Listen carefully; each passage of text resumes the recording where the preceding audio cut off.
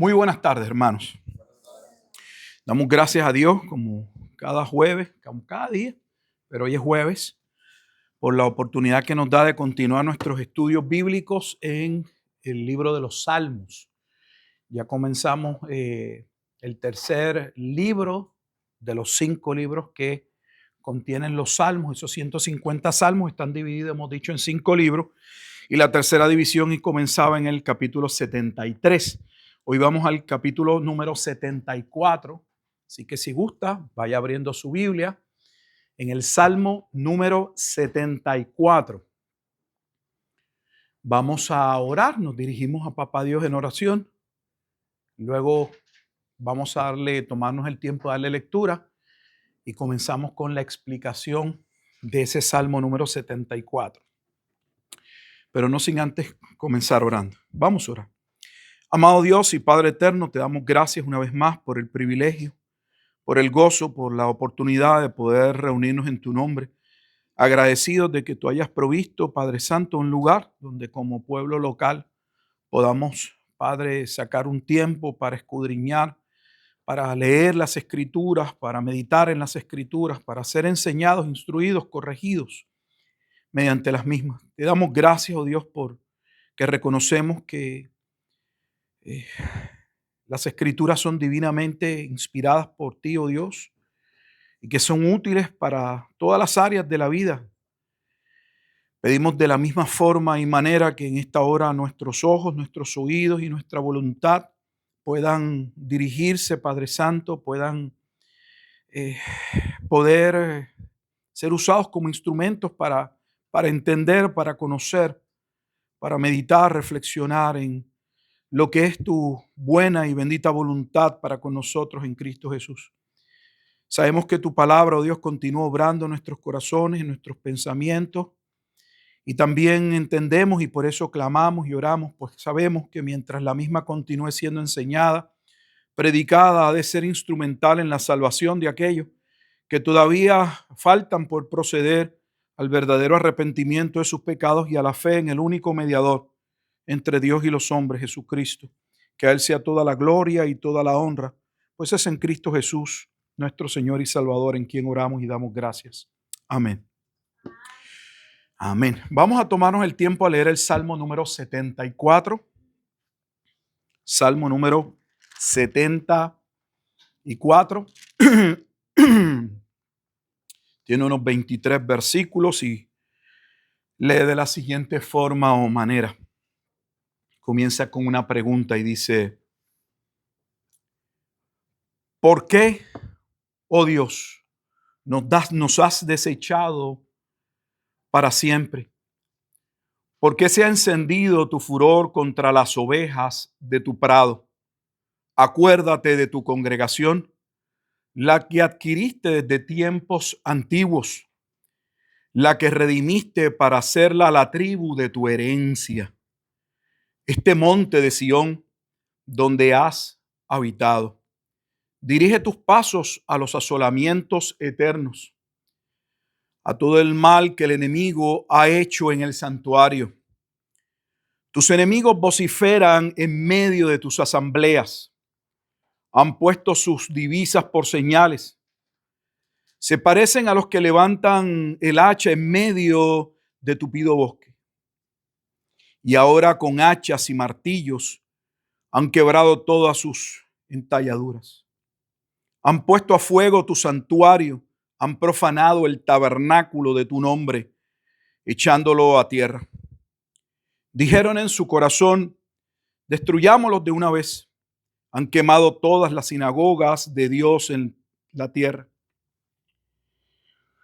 No vemos ya nuestras señales, no hay más profeta, ni entre nosotros hay quien sepa hasta cuándo. ¿Hasta cuándo, oh Dios, nos afrentará el angustiador? ¿Ha de blasfemar el enemigo perpetuamente tu nombre? ¿Por qué retraes tu mano? ¿Por qué escondes tu diestra en tu seno? Pero Dios es mi rey desde de tiempo antiguo, el que obra salvación en medio de la tierra. Dividiste el mar con tu poder, Quebraste cabezas de monstruos en las aguas. Magullaste las cabezas del Leviatán y lo diste por comida a los moradores del desierto. Abriste la fuente y el río, secaste ríos impetuosos. Tuyo es el día, tuya también es la noche. Tú estableciste la luna y el sol, tú fijaste todos los términos de la tierra. El verano y el invierno, tú los formaste. Acuérdate de esto, que el enemigo ha enfrentado a Jehová y pueblo insensato ha blasfemado tu nombre. No entregues a las fieras el alma de tu tórtola y no olvides para siempre la congregación de tus afligidos.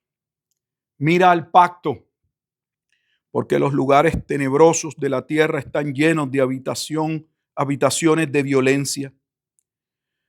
No vuelva avergonzado el abatido, el afligido y el menesteroso alabarán tu nombre. Levántate, oh Dios, aboga tu causa. Acuérdate de cómo el insensato te injuria cada día. No olvides las voces de tus enemigos. El alboroto de los que se levantan contra ti sube continuamente. Este es el salmo que vamos a estar estudiando. Así, a priori, inmediatamente podemos ver que se mantiene la división que inicia en el Salmo 1 entre lo santo y lo profano, los justos y los injustos, los hombres piadosos y los enemigos de Dios. Desde que inició el estudio de los salmos, les dijimos que tenían que tener el Salmo 1 como base para poder entender el resto de los otros salmos, porque ese justo por el cual los demás justos que son mencionados hayan gracia o justicia delante de Dios es Jesucristo, quien inmediatamente en el capítulo 2 no es reconocido por su propio pueblo, tiene enemigos dentro de su propio pueblo y la razón es sencilla. Uno dice, pero enemigos dentro del propio pueblo de Israel. Bueno, los enemigos están o son todos aquellos en los que Dios no ha obrado en su corazón. La Escritura dice claramente que luego de la caída del hombre, todos los seres humanos pasamos a ser hijos de ira. Somos enemigos de Dios. Vivimos en rebeldía hasta el momento en que por causa de la gracia de Dios nuestro corazón es cambiado y Dios lo dirige hacia Él. Nuestros afectos cambian y se tornan hacia Dios. Y en ese capítulo 3 del libro de Génesis que narra la caída del hombre, allí la humanidad queda dividida entre los hijos de la simiente de la serpiente, del dragón, del leviatán, y los hijos de aquel hombre que se proyecta hacia un futuro que habría de venir y por medio de él habría salvación, como se establece, un texto que hemos citado muchas veces en Romanos capítulo 5, versículos 12 al 21. Y la razón es que es uno de los pasajes más claros en el Nuevo Testamento donde se ve ese cuadro, ese contraste entre lo que sucede con el primer Adán, ese primer hombre que Dios crea, y lo que sería el segundo Adán, como se menciona en Romanos 5, 12 al 21, o como se establece también en Primera de Corintios capítulo 15, allá también se habla de ese segundo Adán, del primero y del segundo. Vamos a ir poco a poco leyendo este salmo. Bueno, ya lo leímos. Voy a dividirlo más o menos para que tengamos un cuadro. Casi siempre hago un pequeño bosquejo. Creo que los bosquejos a mí me ayudan. Los versículos 1 al 4, comienza una petición, hay un acercamiento aparentemente de Asaf. Se le atribuye este salmo también a Asaf. Y vamos a ver que algunos dicen que no pudo haber sido Asaf el que lo haya escrito y veremos por qué. Pero hay una petición a Dios porque el templo, parte de la temática, el templo ha sido destruido. Ya eso, póngalo ahí al lado, y eso crea un problema para algunos porque no cae dentro del tiempo en el que el Salmo es escrito. Eh, no tenemos constancia escrita de que el templo, el tabernáculo haya sido destruido.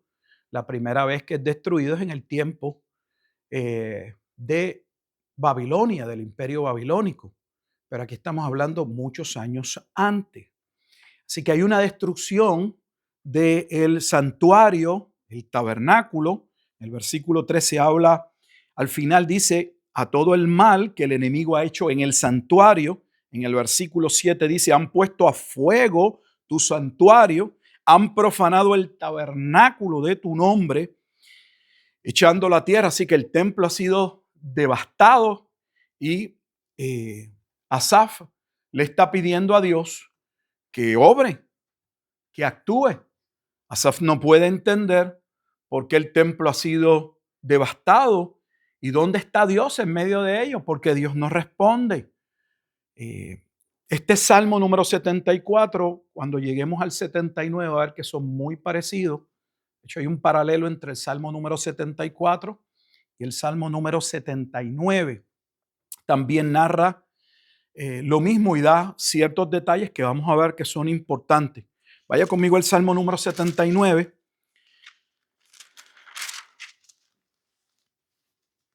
Hay un lamento, así empieza, ¿verdad? Hay una queja, lamento, con la que inicia en esos primeros versículos del Salmo número 74, y así está en el Salmo número 79. Mire cómo lee el Salmo número 79 para que usted vea. Mire la perícope, el encabezado, el título: Lamento por la destrucción de Jerusalén.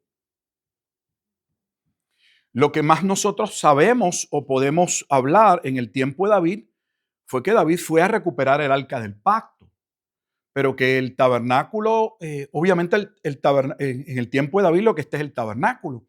Es posteriormente, sabemos que es con Salomón que se va a construir el templo, pero una destrucción del tabernáculo incendiado o el templo, pues esto es de los elementos que algunos toman en consideración casi siempre para ir en contra de la escritura. ¿Por qué digo en contra de la escritura? Voy a leer, sé que les dije que íbamos a leer el Salmo 79. Porque cada vez que se afirma algo con anticipación, tenemos una comunidad, yo le llamo de, no sé, teólogos, teolocos, que tienen una fascinación por tratar de verlo todo racionalmente. Y si hay algo que anticipa un evento y sabemos que se cumplió fielmente, ellos prefieren decir que ese salmo tuvo que haber sido escrito posteriormente, para que no sea ¿qué? Profecía. De hecho, uno de los libros más atacados del Antiguo Testamento, precisamente por lo mismo, es el libro de Daniel. El libro de Daniel, la academia o muchos de los supuestamente eh, muy entendidos en las escrituras, lo colocan cerca de 200 años antes de Cristo. Muy tardío. ¿Para qué? Para que dé espacio a que todos los detalles, que son muy significativos los detalles que Daniel da, eh, sean colocados como historia y se puede entonces explicar por qué la precisión histórica en la narración de Daniel. Daniel no va a llegar al imperio griego, pero para darles un detalle, cuando Daniel empieza a hablar sobre el imperio, el surgimiento del imperio griego, da detalles al punto de que establece que Alejandro lo va a comenzar, que va a morir en una edad temprana, como sucede en la historia, que el reino se va a dividir entre sus 4 principales generales, como pasó en la historia, que de esos 4 generales, solo 2 se van a convertir en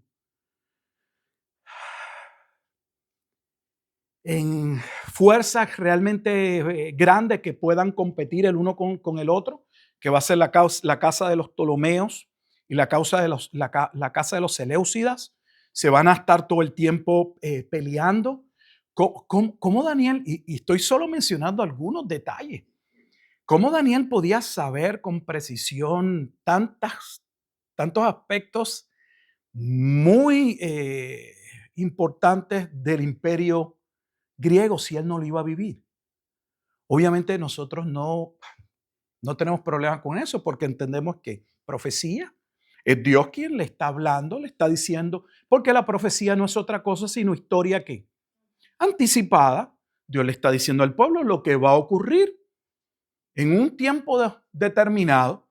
Nosotros, para el creyente, pues no hay problema con la profecía, porque Dios no solamente, no es que conoce el futuro, Dios ha decretado, Dios dirige la historia, pero es importante que ustedes sepan que hay un ala específicamente después del siglo XIX con la supuesta llamada alta crítica y muchos supuestos teólogos alemanes, como por ejemplo Rudolf Bultmann, que escribió La desmitologización del cristianismo. ¿Y qué es la desmitologización del cristianismo? Bueno, que los evangelios se escribieron tardíamente, algunos los colocan mucho más del año 100, y eso dio espacio a los mitos. Entonces hay que depurar, hay que sacar lo que es historia verdadera de lo que es ficción. Pero ¿quién tiene la capacidad para determinar qué realmente fue divinamente inspirado por Dios y cuáles fueron elementos añadidos? Total, eso es una teoría, eso no es cierto. Y existen organizaciones como el Jesus Seminary, que es un conjunto de académicos que se sientan solo para su conocimiento, van leyendo, no sé, Mateo poco a poco y leen Mateo 1:1 y se paran y dicen, bueno, eh, ¿qué parte de eso de Mateo 1:1 es? Y declaran ciertos pasajes aún completos como espurios, o sea, que no son necesarios, que fueron añadidos, y recortan y editan toda la escritura, determinando según ellos qué es divinamente inspirado y qué fue añadido. Así que no debemos tener ningún problema con la profecía porque Dios determina de antemano lo que quiere y ha señalado el curso de los tiempos. Él es soberano. Por eso en el Salmo 79 vemos exactamente lo mismo con relación a la ciudad de Jerusalén. Se proyecta a un futuro donde va a haber una devastación. Vamos a ver cuál podría ser ese tiempo real. Pero vamos a leer primero el 79 para que vean lo parecido que es. Por lo menos hasta el versículo 5 dice, oh Dios, vinieron las naciones a tu heredad, han profanado tu santo templo, redujeron a Jerusalén a escombros. Mire lo que va a decir ahora, dieron los cuerpos de tus siervos por comida a las aves de los cielos. Nosotros ya ese lenguaje lo hemos visto en los profetas y principalmente cumplido en el libro de Apocalipsis. Las carnes de tus santos a las bestias de la tierra. Derramaron su sangre como agua en los alrededores de Jerusalén y no hubo quien los enterrase. Esto yo voy leyendo y si usted no lo ha leído y algún día tiene interés por saber qué fue lo que sucedió eh, en la desolación de Jerusalén, lea el libro de Flavio Josefo, Las guerras de los judíos.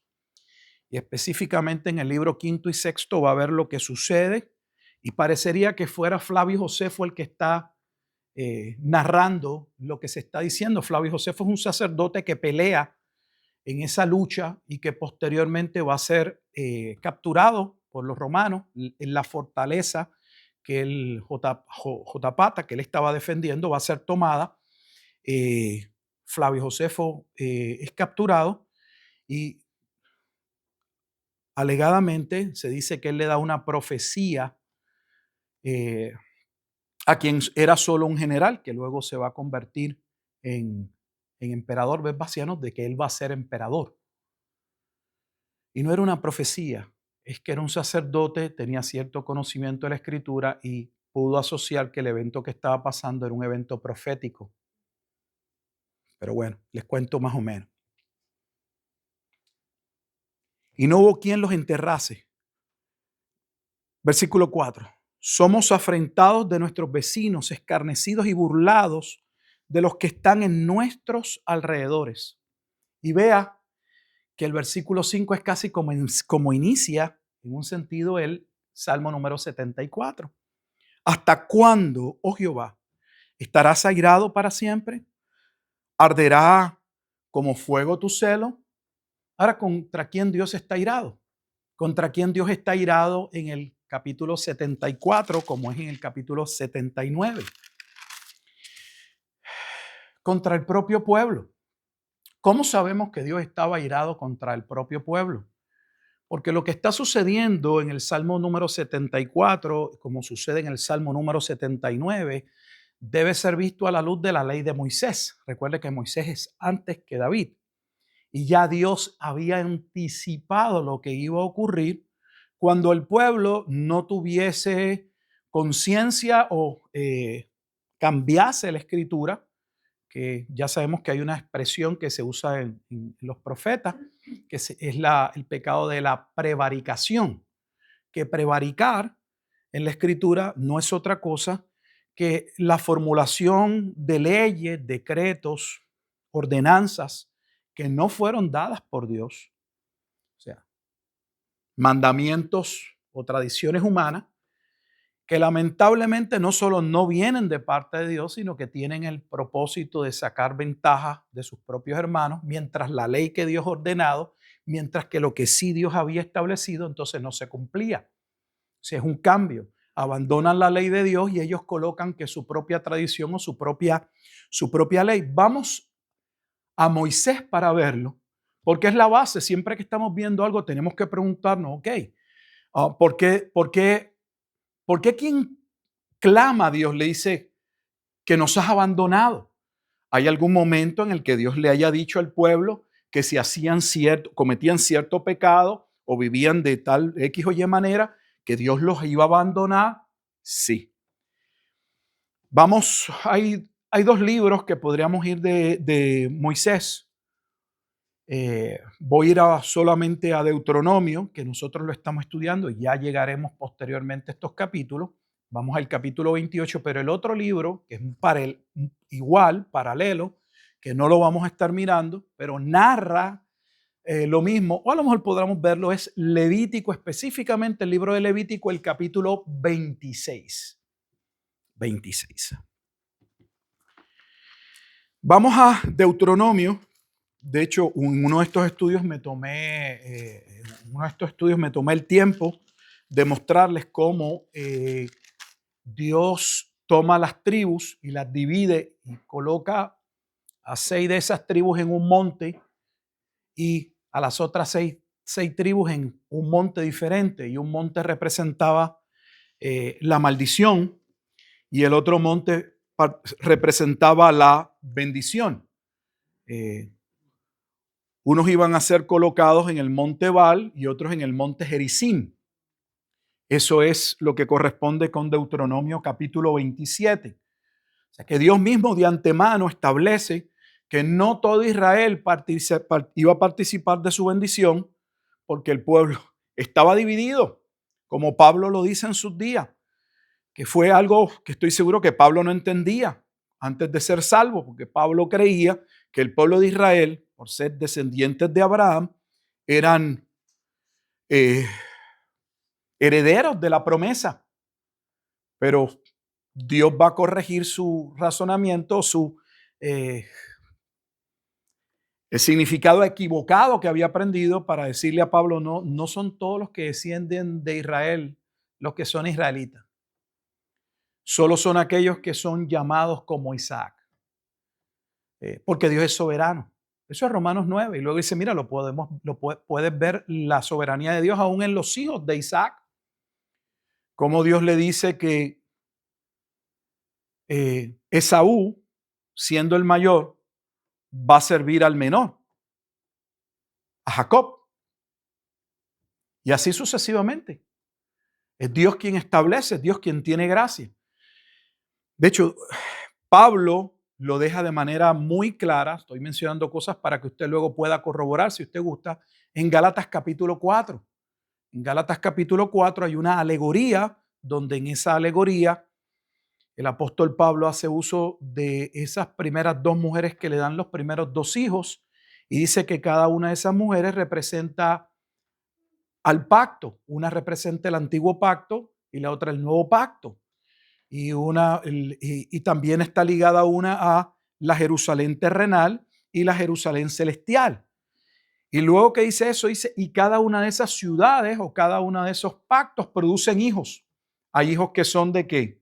De muerte o de ira, y hay unos hijos que son como Isaac, que son hijos de bendición. Isaac nació ¿por qué? Por disposición divina. Como nace el creyente, nace de nuevo ¿por qué? Por la gracia divina, es Dios quien obra. Así que eso está a través de la Escritura. En Deuteronomio capítulo 28, mire la perícope, el encabezado que inicia arriba, en la parte superior del versículo 15. Consecuencias de la desobediencia. Y observe por qué le mencioné Levítico, en mi Biblia, esa perícope, ese encabezado, ese título, tiene en la parte de abajo, entre corchetes, y dice que uno debería leer Levítico capítulo 26 porque están asociados. Hablan de lo mismo, hablan del juicio de Dios que vendría por causa del pueblo apartarse del pacto, violar el pacto. Los primeros versículos del 1 al 13, al 14 se establecen las bendiciones de la obediencia. O sea, lo que el pueblo debía esperar, siempre y cuando el pueblo ¿qué? Fuese fiel a la palabra de Dios. Pero del versículo 15 en adelante hasta terminar, y no termina en el capítulo realmente 28, pero hasta el capítulo 28, que termina en el versículo 68, están las consecuencias de la desobediencia. Sin entrar en detalle, observe que son más las consecuencias de la desobediencia que los pasajes que hablan de la bendición por la obediencia. Mira lo que dice el versículo 15, pero acontecerá, lo pone futuro, si no oyeres la voz de Jehová tu Dios para procurar cumplir todos sus mandamientos y sus estatutos que yo te intimo hoy, que vendrán sobre ti todas estas maldiciones y te alcanzarán. Maldito serás tú en la ciudad y maldito en el campo. Maldita tu canasta y tu arteza de amasar. Y así comienza. Pero la parte que los quiero llevar para que vean, recuerden que en el Salmo número 79 se establece. Hay una petición en pregunta de intervención de Dios. Dios, nos has abandonado. Estás tan airado contra nosotros como pueblo que ni tan siquiera te muestra. De hecho, en el Salmo 74 dice, no hay profeta, no hay voz tuya.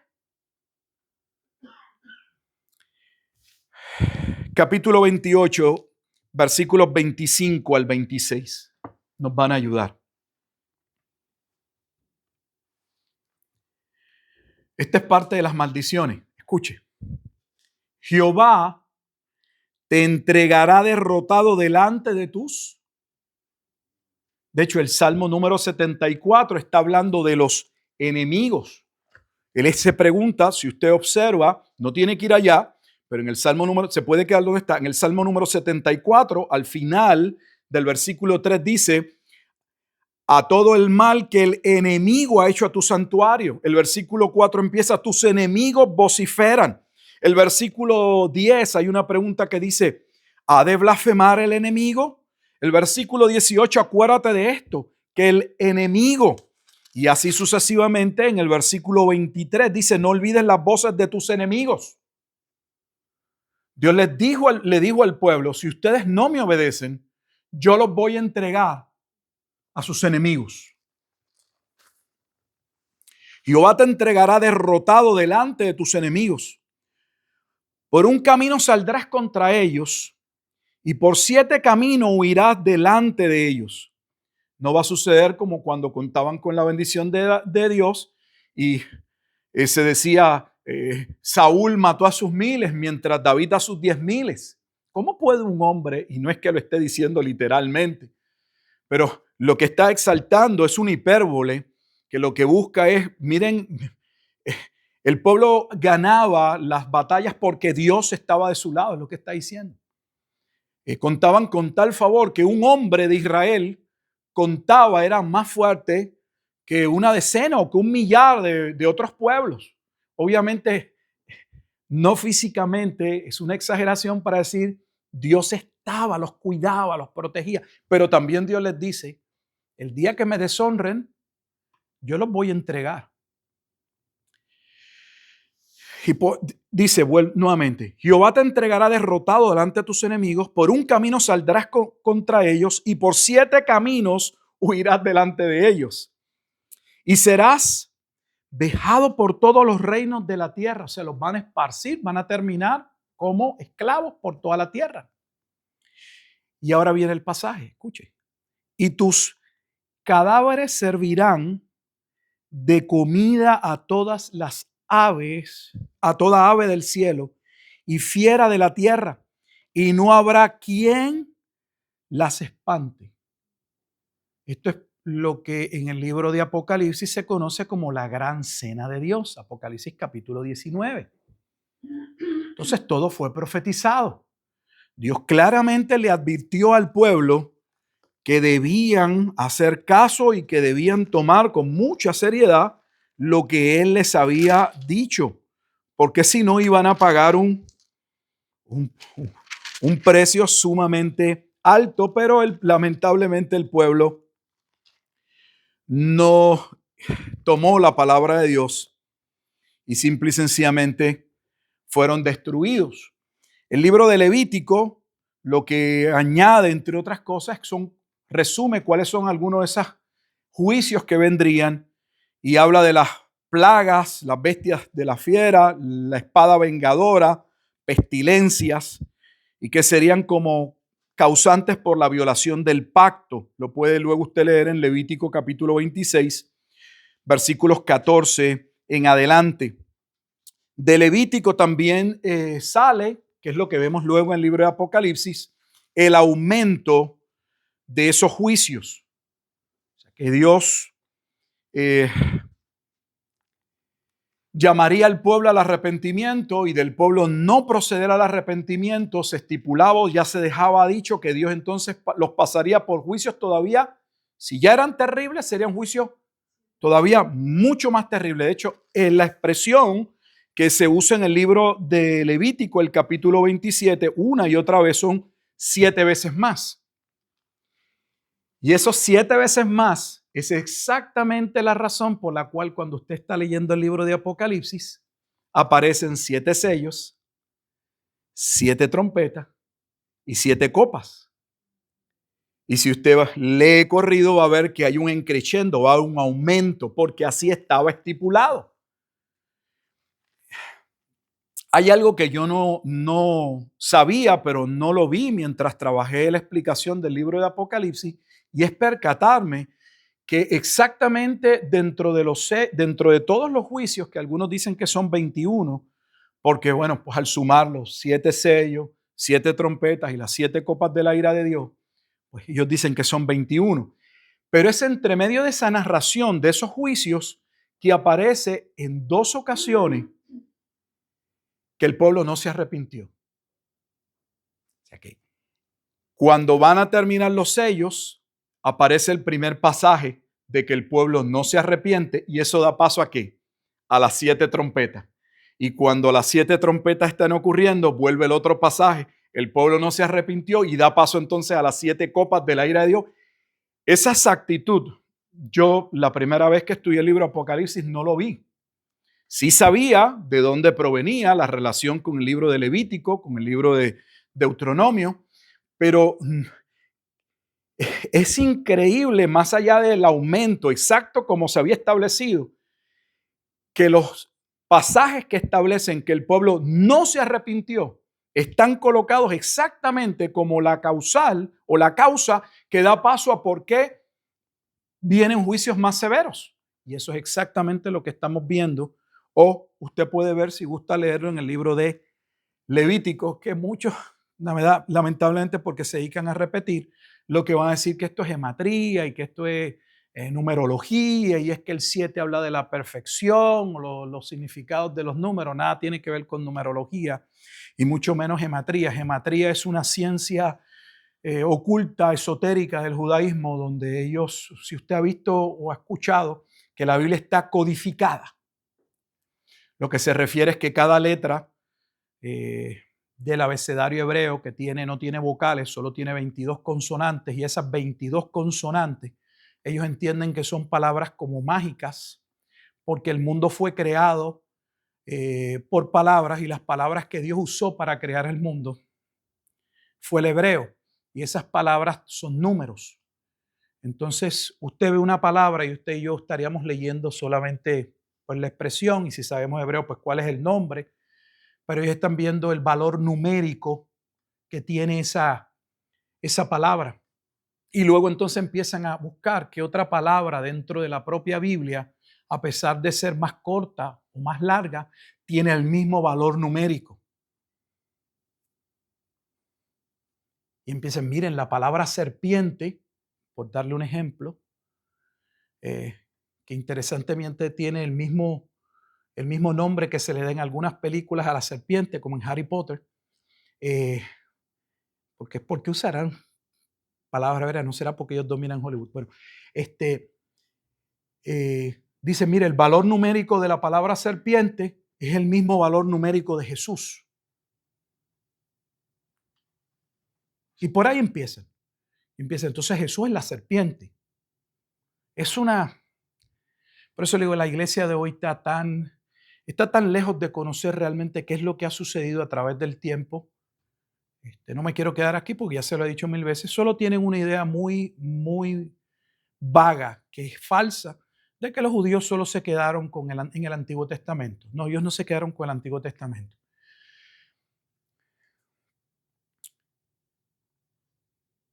¿Qué pasó en el libro de Nehemías?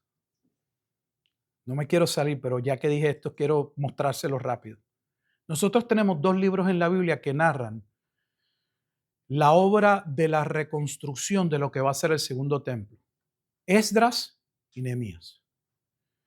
Es cuando llega Nehemías. ¿Qué es lo que ocurre dentro del libro de Nehemías? Que encuentran el libro de la ley. Y quedan fascinados por lo que dice la ley. ¿Por qué? Porque no había ley. El libro estaba enterrado, el libro nadie seguía la ley.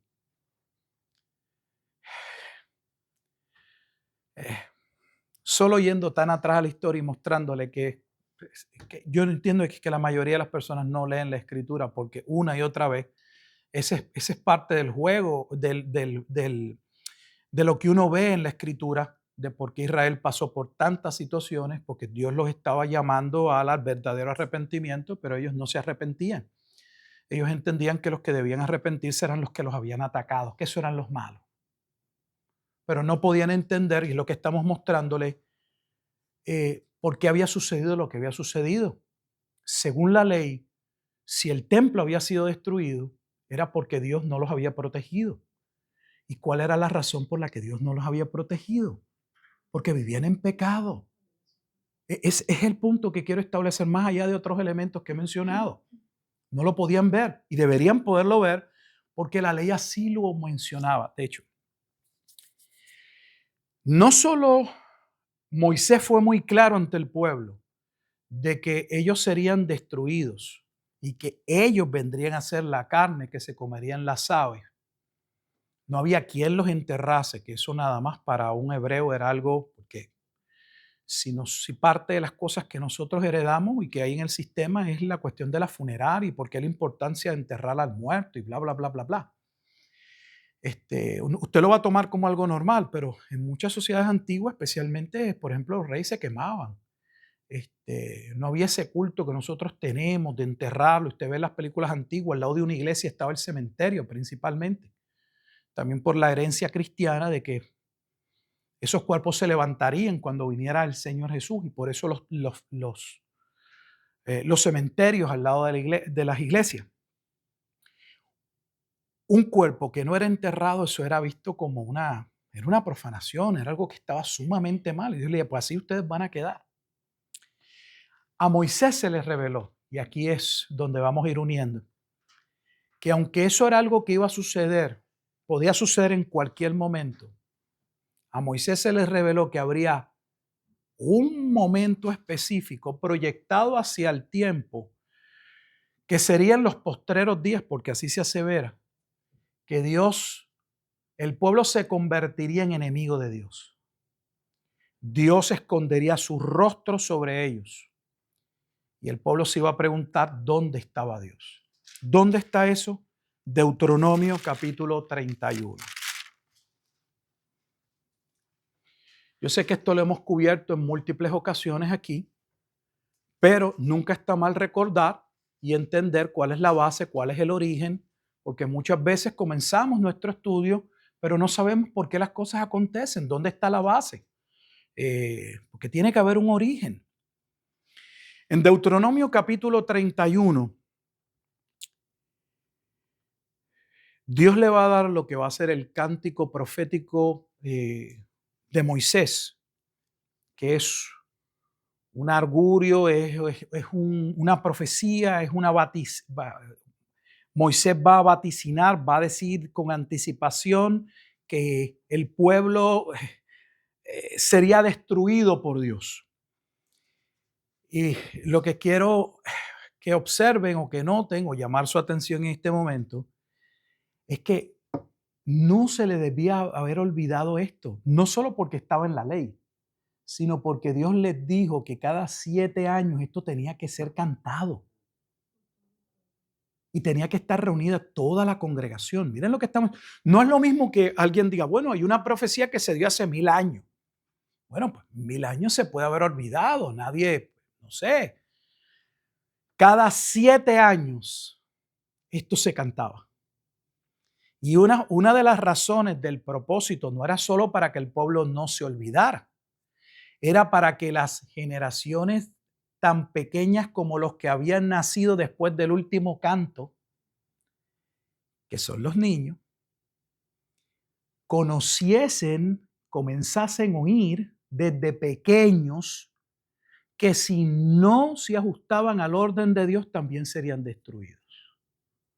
Eso los padres hoy no lo quieren ver y la iglesia tampoco lo va a predicar porque el diosecito que lo hemos convertido, lo único que da besitos para todo. No hace juicio, ese Dios solo bendice, no se diga de nada más que eso. Él no se aira con su pueblo, él no... Nadie diga algo contrario a eso. Pero yo le voy a mostrar que eso es falso. Y de una vez nunca hubo divisiones. Cuando Dios llamaba al pueblo, los reunía a todos. Y allí debían estar. Usted lo ve en la misma Nuevo Testamento. ¿Ha leído alguna carta donde se diga, llega una carta o Pablo diga, ¿saben qué? Busquen a los niños o traigan el grupo tal para que escuchen? No, estaban ahí en la congregación.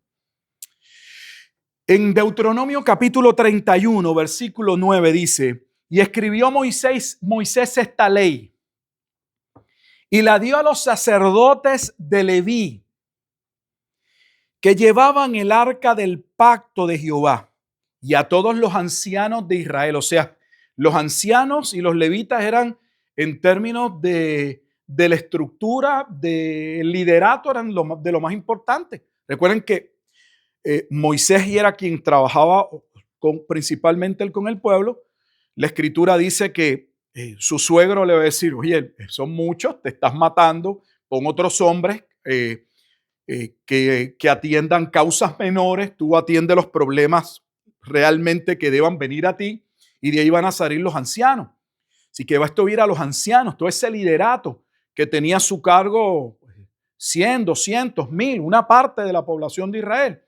Y a los levitas que guardaban el arca del pacto. Versículo y dice, y les mandó Moisés diciendo, al fin, escuche, al fin de cada 7 años, en el año de la remisión, que el año de la remisión estaba ligado tanto a la liberación, pero también al juicio.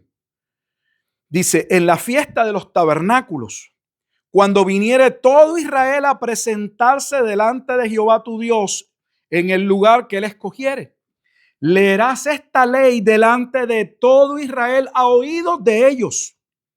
Harás congregar al pueblo, varones, mujeres y niños, y tus extranjeros que estuvieren en tus ciudades, para que oigan y aprendan y teman. Eso falta mucho en nuestra iglesia, temor a Dios. A Jehová vuestro Dios, y cuiden de cumplir todas las palabras de esta ley. Mire si la iglesia está tan mal que cuando hablamos del temor a Dios, usted va a ver que en la mayoría de las ocasiones el temor a Dios es reducido, es menguado a reverencia, a adorar a Dios. No, la Biblia habla de temor en términos de temer que sus acciones, que sus juicios caigan sobre nosotros por causa del pecado. Mire lo que le estaba diciendo en el versículo 13. Y los hijos de ellos que no supieron, oigan y aprendan a temer a Jehová vuestro Dios todos los días que tuviereis sobre la tierra donde vais, pasando el Jordán para tomar posesión de ella. Así que los pequeños debían ser instruidos y debían saber desde pequeños que Dios bendice y que Dios también maldice. Que de Él viene la bendición y también viene de Él el juicio. Nosotros queremos quedarnos con la bendición y echar a un lado la parte del juicio. No, tenemos que predicar ambas cosas. Ciertamente, la Escritura dice que Dios no se agrada en la muerte del impío. Dios no actúa airado como alguien que caprichosamente deja que su furor tome, no sé, control sobre él, como nos puede pasar a nosotros. No, Dios no es de esa manera. Pero Dios se comunica a nosotros en términos antropomórficos, o sea, en términos que nosotros comprendamos. Y para que podamos entender el peso, la gravedad, nos habla para que entendamos. Y aún hablándonos para que entendamos, nosotros queremos diluirlo y decir, no lo tomes tan a pecho. Cada 7 años, esta ley se debía promulgar. ¿Qué decía esa ley? Versículo 16. Estamos en Deuteronomio 31. Estamos poniendo contexto para luego poder verlo. No vamos a poder posiblemente ver todo el Salmo 74 hoy, pero el Salmo 74 en su primera parte o en sus primeros versículos hay unas preguntas, hay una petición, hay un ruego, es una queja. Señor, ¿qué ha pasado? ¿Dónde estás? Y estamos viendo que ese evento que está siendo, que ha pasado, y que hay una queja, hay un lamento, hay una petición más adelante que Dios actúe y no deje que los enemigos se mofen, se rían de la destrucción de ese pueblo, que le dice, oye, son tus ovejas. Es el lugar donde tú escogiste para vivir, es tu herencia. Un sinnúmero de nombres que sean, ya veremos. Eso no sucede por casualidad. Nosotros tenemos que ver esto y para irlo poniendo en nuestro contexto o aplicándolo, no estamos diciendo que todo lo que sucede en nuestra vida necesariamente sea un juicio divino por nuestro pecado, pero podría serlo. Y nosotros no nos podemos hacer los enajenados como el pueblo de Israel y pensar, ay, ¿por qué me está pasando esto? Yo no entiendo. Hay veces que sí entendemos. Entonces, si entendemos, debemos proceder al arrepentimiento. Y no hacer como el pueblo que pensaba, bueno, yo soy tu hijo y tú eres mi Dios. ¿Cómo es posible que yo esté pasando esto? Bueno, pues por el pecado. No todo lo que sucede, y esto es importante porque es algo de que se clarifica en la teología o específicamente en el Nuevo Testamento, no todos los eventos que suceden en nuestra vida, y también tenemos eventos en el Antiguo Testamento, voy a mencionar uno que ustedes conocen, no todos los eventos difíciles, duros, significan que hay pecado. Uno de ellos ustedes lo conocen y está ligado a una porción del Salmo 74 que habla de este Leviatán. Estamos hablando de Job. Sabemos por los primeros 2 capítulos de Job que lo que Dios permite que suceda, que lo que Satanás va a llevar a cabo, no lo lleva a cabo porque Job era un perverso, era un hombre que no tenía temor de Dios. Todo lo contrario. El libro inicia mostrando no que Job era perfecto, Porque, hermano, si fuera por perfección y por lograr la madurez o llegar a la plenitud de la estatura de Cristo, ninguno hemos llegado, estaríamos todo el tiempo castigados. Pero la Biblia nos asegura que esa no fue la razón. Había un ataque de este que es contado o era contado entre los hijos de Dios, Satanás. Así que no podemos decir que cada situación que ocurre tiene que ver con un pecado específico que hayamos cometido. Les voy a dar un ejemplo del Nuevo Testamento. Juan capítulo 9.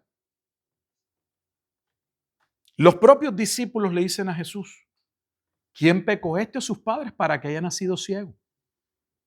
Ellos juzgaron el nacimiento, la ceguera de este hombre y entendieron que si había nacido ciego, ello implicaba claramente que había pecado y que podía ser de esos pecados que pasaban o que transgredían y pasaban a una tercera, cuarta generación. Así lo habrán pensado. Jesús le dijo: no tiene que ver nada con esto. Así que la Biblia no muestra, y tengo que hacer esta aclaración, que cada vez que nosotros estemos pasando por algo, significa que nosotros cometimos o estamos actuando en violación al pacto, a lo que Dios ha establecido, a lo que Dios ha ordenado. Lo que estoy diciendo es que lo que primero deberíamos preguntarnos es si nosotros estamos andando dentro del orden de Dios. Si no estamos, es el mejor momento ¿para qué? Para venir a cuentas y arrepentirnos y no tomar la posición del pueblo. Es que nosotros somos tus nenes lindos. ¿Cómo es posible que nos pase esto? ¿Qué es lo que algunos hacen?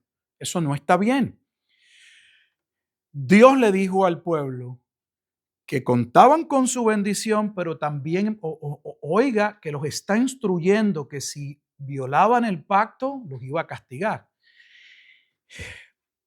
Versículo 16, capítulo 31.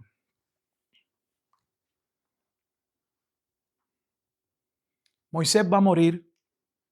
Nosotros ya estudiaremos esto con más detalle porque estamos en Deuteronomio 24, estudiando los domingos, ya llegaremos, son capítulos que nos quedan. Y Jehová dijo a Moisés: he aquí tú vas a dormir con tus padres y este pueblo, escuche, se levantará, futuro, y fornicará tras los dioses ajenos de la tierra donde va para estar en medio de ella y me dejará e invalidará mi pacto que he concertado con él. Con nada más leer que invalidará el pacto, vea por qué es tan importante poner el contexto aunque nos tome tiempo. Porque si ya yo le he dicho que anteriormente Dios ha dicho que había unas consecuencias de la violación del pacto y no las leímos, pero les mencioné algunas, su mente debería ir inmediatamente. Si van a violar el pacto, significa que esto es lo que les va a suceder. Pues no debería ¿qué? Sorprendernos, todo lo contrario. Ya sabemos que lo que está pasando es por causa de la violación del pacto. Que dicho sea de paso, es uno de los principios interpretativos que todo el tiempo se viola cuando se observa lo que pasa en el libro de Apocalipsis. El pueblo que está siendo juzgado por violación del pacto. El único pueblo que puede ser juzgado por violación del pacto en el contexto es el pueblo de Judá. No hay otro, no es complejo. Dios no trazó un pacto con Roma, ni con el Vaticano, ni con... pero sí Dios le había dicho al pueblo que si ellos violaban el pacto, esto iba a pasar. Y dicho sea de paso, voy a ver por qué esto es importante. Porque en el tiempo de Apocalipsis, este es el origen de la profecía que vaticina, que muestra lo que iba a suceder. Y es lo que sucede en el libro de Apocalipsis. Mire lo que va a suceder, versículo 17. Y se encenderá mi furor contra él es contra el pueblo, contra los violadores del pacto. ¿Y cómo le llama? Esta expresión la vimos en los profetas mayores y menores en aquel día. Y los abandonaré. Mire, oiga las expresiones. Los abandonaré y esconderé de ellos mi rostro. no van a contar con el favor de mi diestra, con mi favor. Y serán consumidos y vendrán sobre ellos muchos males y angustias y dirán en aquel día, vuelve con el término aquel día, dice, ¿no me han venido estos males porque no está mi Dios en medio de mí? Fíjense que ellos saben que si estos males han sucedido es porque Dios, ¿qué? Los ha abandonado, ha escondido su rostro. Versículo 18. Pero ciertamente yo esconderé mi rostro en aquel día por todo el mal que ellos habrán hecho y por haberse vuelto a dioses ajenos. ¿Cuándo iba a suceder ese mal? En los postreros días. Esos no son los mismos postreros días que el Nuevo Testamento dice que estaban viviendo. O sea, ¿cuál es la dificultad interpretativa? Y no hay un versículo, son al menos entre claridad, son entre 7 a 9 pasajes en el Nuevo Testamento que afirman que estaban viviendo en los postreros días, en aquellos días. No como futuros, en el tiempo en el que se está escribiendo el Nuevo Testamento. Uno de los más claros que usted conoce es Hebreos, Hebreos 1:2. Dios, habiendo hablado muchas veces y de muchas maneras a los padres por los profetas, en los postreros días nos ha hablado por el Hijo. O sea que cuando el Hijo habló, Hebreos dice que eran los postreros días y todavía hay hermanos que están esperando los postreros días. Bueno, se lo dejo ahí para que usted vea. Antes de terminar el 31, vamos al versículo 29 de ese capítulo 31, porque ese es el versículo que nos dice que esto va a suceder. Esa expresión en aquel día representa los postreros días de los que habla el Nuevo Testamento. Dice, porque yo sé que después de mi muerte, fíjese que así inició el versículo 16. Y Jehová dijo a Moisés, he aquí tú vas a dormir. Le habló de que la muerte de Moisés. Y Moisés se está dirigiendo al pueblo. Dice, yo sé que después de mi muerte, ciertamente, él no está hablando a mí me parece, yo creo, es posible, lo está dando como que, como algo que va a ocurrir. Os corromperéis y os apartaréis del camino que os he mandado. Observe que la expresión el camino está ligado a la obediencia a la ley, a la salvación, a la justificación. Por eso cuando Jesús dice yo soy el camino, ese camino principalmente viene del contexto antiguo testamentario. Es por medio de él que podemos ser justificados, estar y llegar a tener una correcta relación con Dios. Dice, y que os ha de venir mal en los postreros días, por haber hecho mal ante los ojos de Jehová, enojándole con la obra de vuestras manos. Entremos al capítulo 32 de Deuteronomio.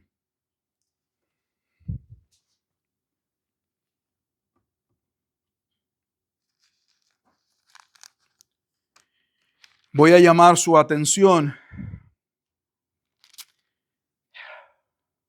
Wow, el tiempo ha pasado tan rápido. Al versículo 15. Los primeros versículos comienzan hablando de la necedad del pueblo. Puede leerlo en su casa con calma. Cómo ese pueblo es bendecido por Dios. Era la porción de Jehová. Dios quería protegerlos, guardarlos. De este capítulo viene la expresión que se usa en Mateo 23.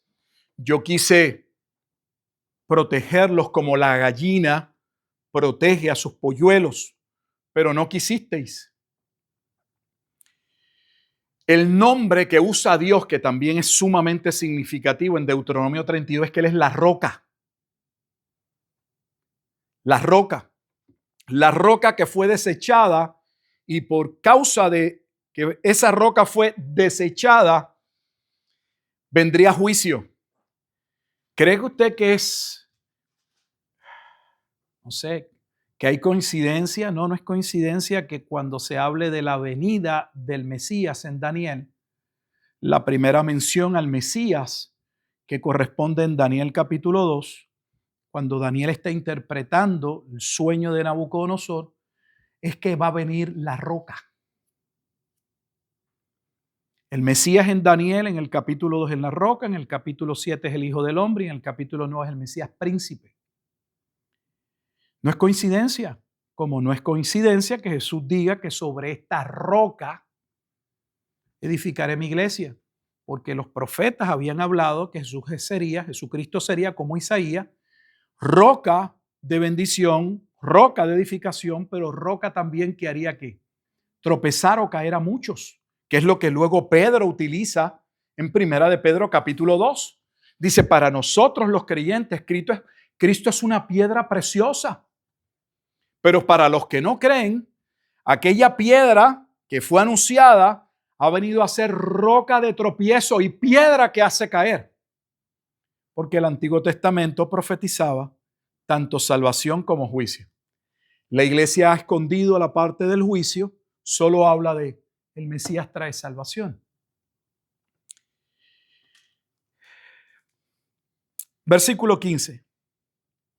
Pero engordó Jesurum, que es Israel, es una expresión para hablar de Israel, y tiró cosas, pateó, es como un animal pateando. Engordaste, te cubriste de grasa, entonces abandonó al Dios que lo hizo y menospreció la roca de su salvación. Vea el término roca y su propia Biblia lo traduce roca con letra ¿qué? Mayúscula. ¿Por qué mayúscula? No se supone que lleve mayúscula, porque se entiende que esa roca representa a Cristo.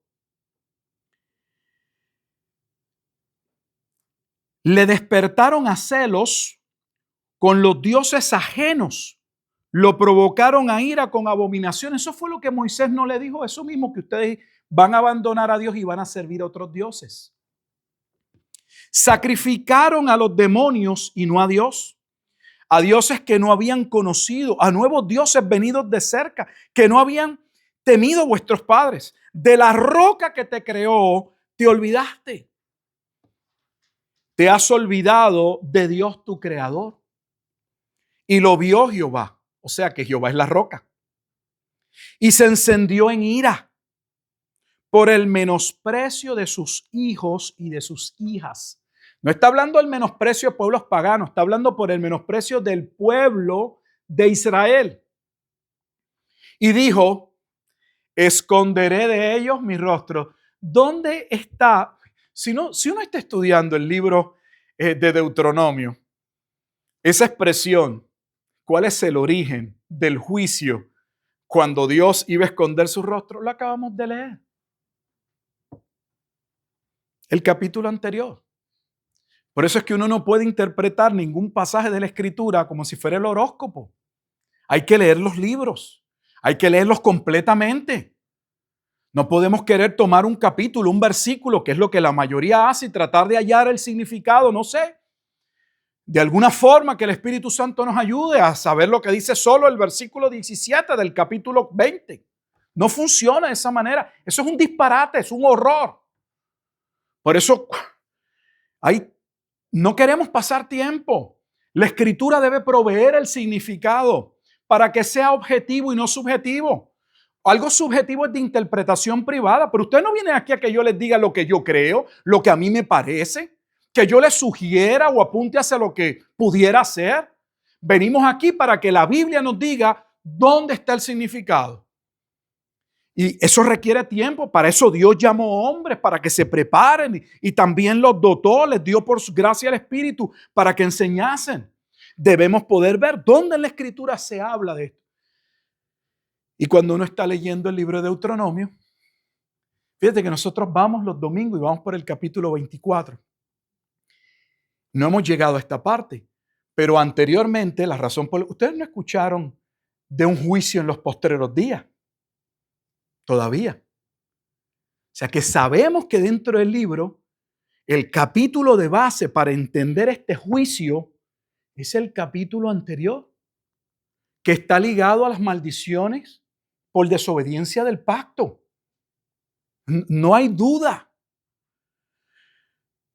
esconderé de ellos mi rostro. Veré cuál será su fin, porque son una generación perversa. Este es parte del vocabulario que Jesús usa en el Nuevo Testamento. Lo que pasa es que la iglesia lo interpreta. Sí, ese es el lenguaje que usa solo para los fariseos, para los escribas. Generación de víboras. Mateo 23. Hijos infieles. Dice, ellos me movieron a celos con lo que no es Dios. Me provocaron a ira con sus ídolos. Yo también los moveré a celos con un pueblo que no es pueblo. Los provocaré a ira con una nación insensata. Ese pasaje que usted acaba de ver, Deuteronomio capítulo 32, versículo 21, forma parte del final de Romanos capítulo 10, y habíamos visto que Romanos capítulo 10 venía específicamente ¿de dónde? De Isaías capítulo ¿qué? 65, donde hablaba ¿de quién? De los enemigos de Dios, del por qué Israel sería ¿qué? Dejado con una mente reprobada, con ojos que no ven, oídos que no escuchan. Está ligado a lo sucedido en Romanos 11. Lo vimos cuando estudiamos el Salmo número 70, solo por recordárselo. Cuando estuvimos en el Salmo número 70, y hace poquito de este estudio, solo para que usted lo vea, específicamente, perdone, el Salmo 69, no el 70, el 69.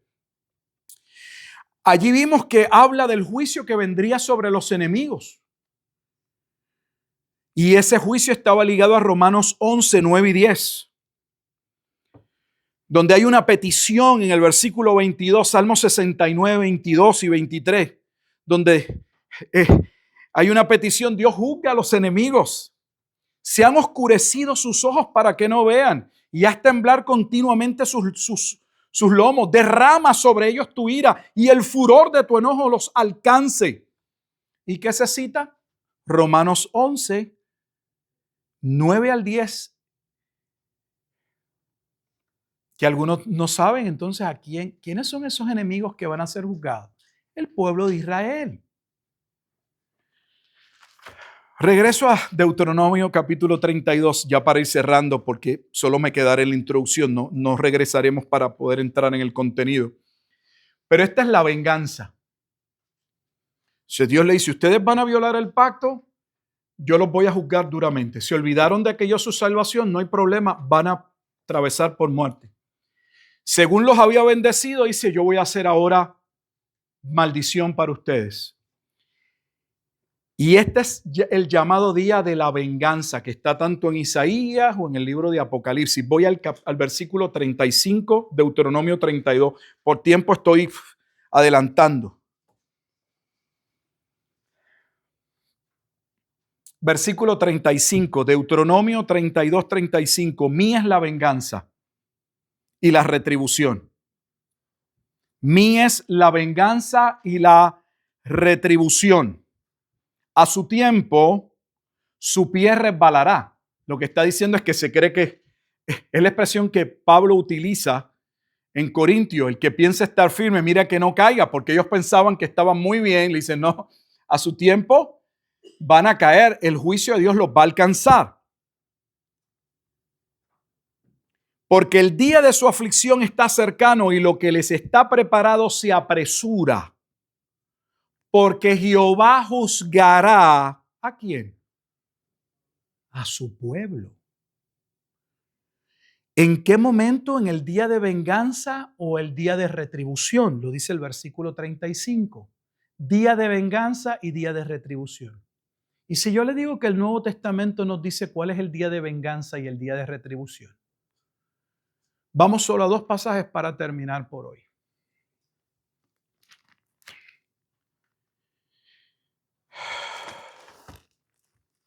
El primero de ellos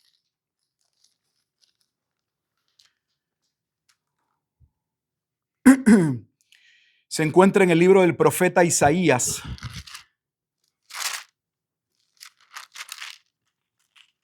profeta Isaías.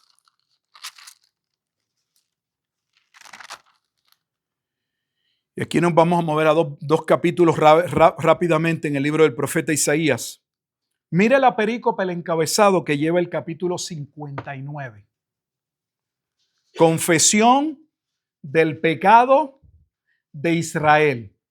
A veces lo llevo a la perícopa, no porque eso sea tan importante, en ocasiones nos ayuda, porque ya que no estamos leyendo todo el capítulo, esa perícopa, al menos si está bien escrita, describe de qué más o menos se habla en esos versículos. Así que se habla, y el pecado es el de ¿quién? El de Israel. Mire lo que va a suceder. Hay un día de retribución contra los enemigos.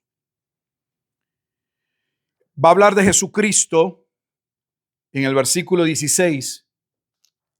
Y vio que no había hombre y se maravilló que no hubiera quien se interpusiese. Y lo salvó su brazo y le afirmó su misma justicia. Pues de justicia se vistió como de una coraza. De aquí es que viene la armadura del creyente de Efesios. Como yelmo de salvación. Con yelmo de salvación en su cabeza, tomó ropas, escuche, tomó ropas ¿de qué? De venganza por vestidura. Y se cubrió de celo como de manto. Así que está en celo y viene a vengar. Dice el versículo 18, como para vindicación, la palabra vindicación es para vengar, como para retribuir con ira a sus enemigos y dar el pago a sus adversarios. El pago dará a los de la costa. Adelanto a un capítulo que usted conoce muy bien, posiblemente si lleva tiempo en el cristianismo, Isaías capítulo 61.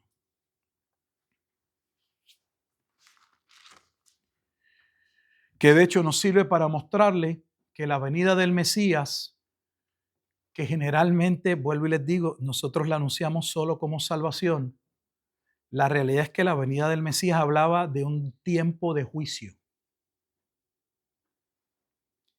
Si usted quiere la mejor evidencia de lo que le estoy diciendo, lo va a leer aquí, pero se lo pongo fácil. Observe las palabras de Juan el Bautista. ¿Qué hace Juan el Bautista? Tan pronto anuncia la venida del reino o la llegada del Mesías, dice, trae su hacha en su mano. Trae su hacha en su mano. Y todo pámpano que no dé fruto será cortado y echado al fuego. Esas son las primeras palabras de Juan el Bautista. Habla de juicio. Pero como nosotros no sabemos por qué Juan habla de juicio, ya sabemos que es que el Antiguo Testamento anunció que cuando el Mesías vendría en un tiempo donde el pueblo estaba tan apartado que aunque habría salvación para un remanente, habría juicio para otra parte del pueblo. Estas son las palabras de Jesús en la sinagoga en Lucas 4, pero la vamos a leer en Isaías. Esto es Lucas 4, 18. Dice, el Espíritu de Jehová el Señor está sobre mí, porque me ungió Jehová, me ha enviado a predicar buenas nuevas a los abatidos, a vendar a los quebrantados de corazón, a publicar libertad a los cautivos y a los presos apertura de la cárcel, a proclamar el año de la buena voluntad de Jehová. Era el día de la liberación, el día en que las deudas quedaban condonadas, perdonadas, que está hablando de salvación, en el que hay perdón, pero a la vez dice, escuche, no solo el día de la liberación, de salvación, mire lo que dice la Escritura, y el día de venganza, venganza del Dios nuestro a consolar a todos los enlutados. O sea que Él viene a juzgar a los mártires, a juzgar a sus santos, a su pueblo, a aquellos que han pagado el precio por sus enemigos. Una escritura más y terminamos. Lucas. Yo quisiera seguir, pero no, hay que parar. Pero Lucas, capítulo 21. Esto es solo un preámbulo para entender el Salmos número 74 y 75. Lucas capítulo 21.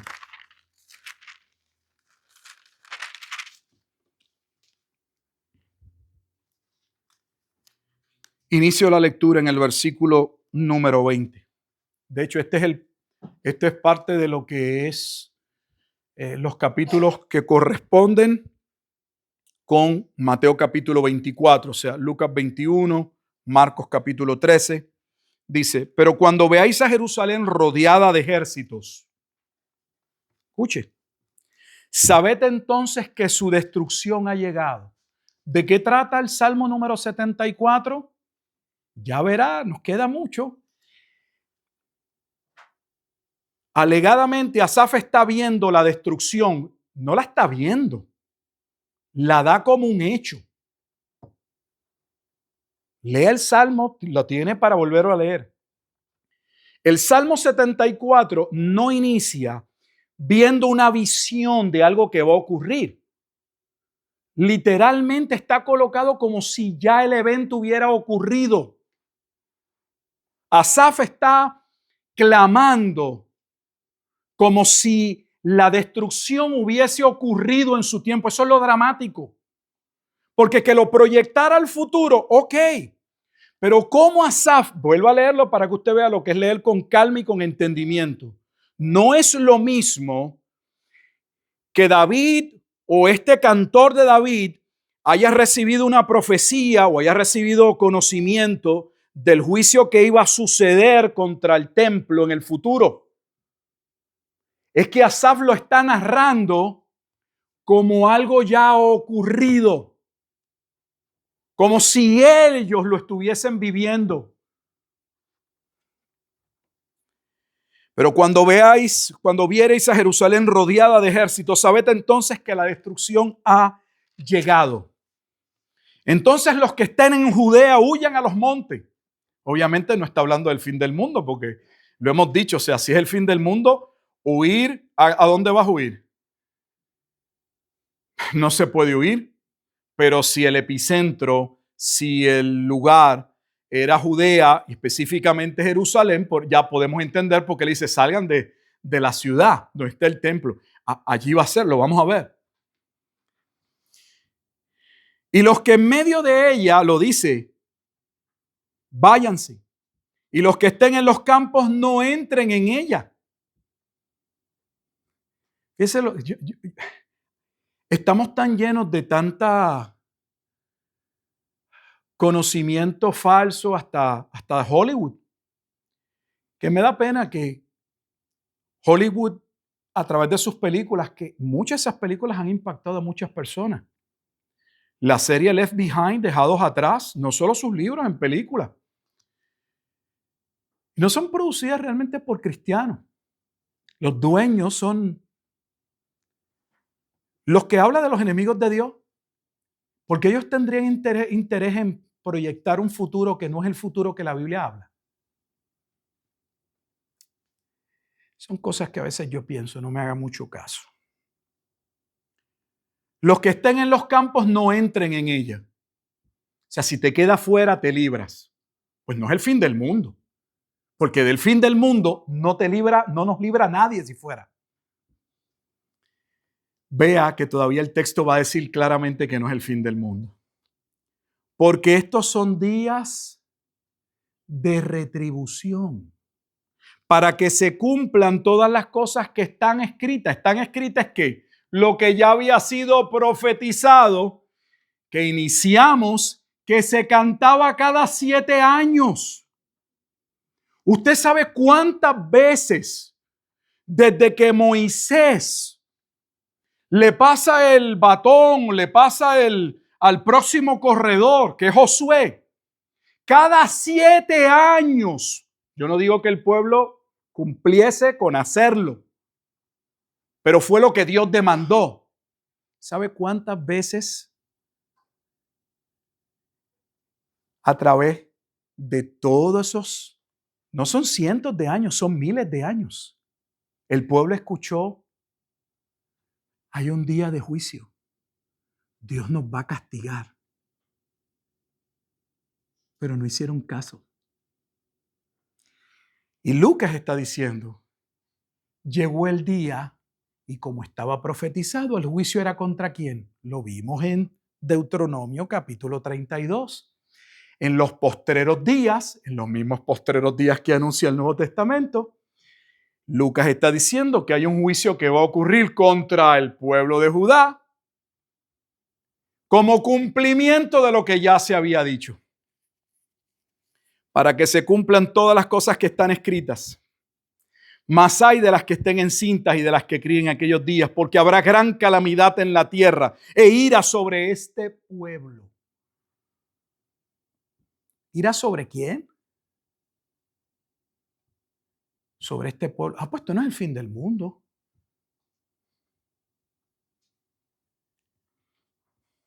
Y caerán a filo de espada. Esa es una de las observaciones de Levítico.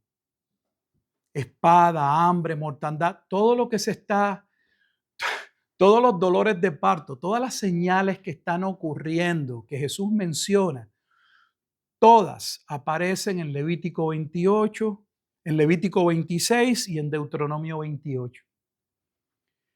¿Por qué eso es importante? Porque entonces nos están diciendo quién está siendo juzgado y por qué está siendo juzgado. Y encima de eso, el pasaje nos dice que es un juicio sobre su pueblo. ¿Cuál es la duda? De hecho, hay una frase que algunos me tienen, lo hacen como un, no sé, ¿qué es lo que no se entiende? Y caerán a filo de espada y serán llevados cautivos a todas las naciones. Le pregunto, ¿cómo pueden ir a otras naciones esclavos si se termina el mundo? Si este es el fin del mundo, ¿para qué una advertencia de que los iban a llevar esclavos, de esclavos, serían esclavos en otras tierras? Es el fin del mundo. ¿En dónde van a servir como esclavos? Fíjense que lo único que yo estoy tratando es que usted piense, observe, note que cuando hacemos una lectura cuidadosa, debería esa lectura hacernos llevar o que hagamos preguntas sobre lo que hemos escuchado. Porque si a mí alguien me dice o a mí me dijeron que este pasaje hablaba del fin del mundo, pues yo quisiera saber a dónde yo puedo escapar. ¿Y qué diferencia habría entre una mujer embarazada y una no embarazada? ¿Y dónde nos van a llevar? ¿A qué nación nos van a llevar de esclavos? Pero si yo entiendo que este es el juicio que tiene origen en Deuteronomio, parte de lo que se decía allí es que no solo serían destruidos, sino que terminarían siendo esclavos ¿de qué? De sus enemigos. Entonces todo tiene sentido, porque tomamos la escritura para interpretar la escritura. Vamos a terminar hasta aquí. Mira lo único que hemos hecho en 1 hora y tanto. Estamos en un salmo que ha creado cierta confusión, porque quien lo escribe está describiendo un evento como pasado, que dentro de su tiempo no pudo haber ocurrido, que lleva a algunos a pensar que esto pudo haberse escrito por ahí. Algunos dicen que el Salmo 74 lo escribió Jeremías para tratar de colocarlo en un tiempo donde, en términos de una línea cronológica, supuestamente encaje, cuadre con el cuadro. Y lo que hemos hecho es ver, más allá de entrar a explicar lo que vamos a entrar, tomarnos el tiempo de entender por qué un juicio como el que es descrito ocurrió, donde el propio Asaf no entiende dónde está Dios, qué ha pasado. no solamente describe que el templo ha sido arrasado, no hay voz profética. ¿Dónde está Dios? Y él le está pidiendo a Dios que se levante, porque él puede traer a su memoria que Dios siempre ha actuado y ha llevado a cabo eventos gloriosos y que Dios controla la historia, porque él mismo colocó el sol, la luna, las estaciones del año. Ya veremos, es glorioso. Así que hoy aprendimos prácticamente que cuando tengamos, más allá de todo lo que hablamos, cuando estemos pasando por alguna situación difícil en nuestra vida, no hagamos como hacía el pueblo de Israel, el no hacer introspección, es mirar hacia adentro, ver si estamos mal, si estamos llevando a cabo algo que a veces, no sé, podríamos ni tan siquiera pensar que es algo que no es, que es pecado, y sí lo es. Porque necesitamos, si vamos a contar con la bendición de Dios, necesitamos primero arrepentirnos, colocar nuestra vida en orden. Y es lo que el pueblo no hacía. Siempre le echaba la culpa a los enemigos. Pero créame que yo he aprendido y estoy muy consciente de lo que le voy a decir, no por usted, por mí, que mi primer enemigo soy yo.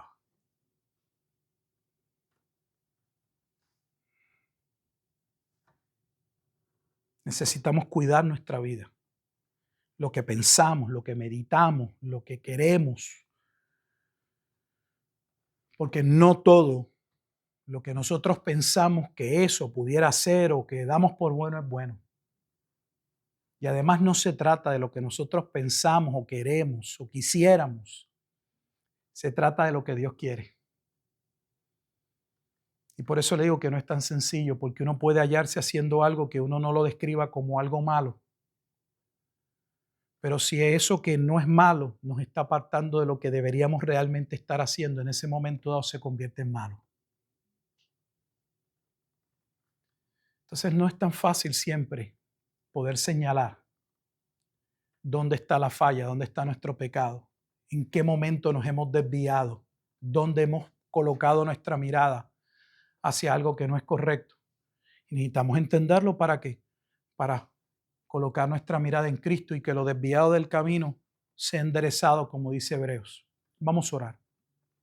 Amado Dios y Padre eterno, te alabamos y te damos gracias por este tiempo en el que podemos meditar en tu bendita palabra, Señor. A veces nos preguntamos, Padre Santo, ¿por qué tantos eventos o situaciones que puedan impactar nuestra vida? Y si hay muchas cosas que podrían suceder y venir a nuestra vida como causa del pecado en el mundo, por el pecado de otro, parte de ese daño colateral, alguien podría decir, pero en ocasiones es parte de nuestro propio pecado, nuestro propio alejamiento, nuestra propia necedad, de actitudes no correctas, entre muchas otras cosas. Que cuando veamos momentos como estos, Señor, en vez de dedicarnos a juzgar a otros, podamos juzgar nuestras vidas.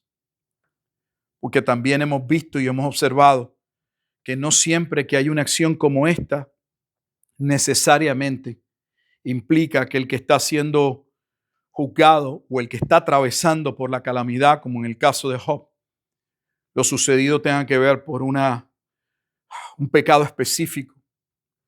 Ayúdanos, Dios, a procurar la santidad, a buscar vivir de acuerdo a tu voluntad, porque tu palabra nos señala que solo viviendo en tu palabra, oh Dios, podemos gozar de libertad y podemos contar con tu diestra, que es tu favor, tu bendición. Damos gracias por este tiempo de estudio en la Escritura y también te damos gracias, Señor Padre Santo, por aquellos hermanos que hubiesen querido estar y no están, pidiéndote que seas también con ellos. Hay algunos fuera del país, otros enfermos, Señor. Sé con ellos, Señor. Y te damos gracias. De la misma manera en que nos trajiste con bien, te pedimos que nos lleves con bien hasta nuestros hogares. En Cristo Jesús damos gracias en todo y por todo. Amén. Y amén. No sé si algún Federico nos puedas ayudar con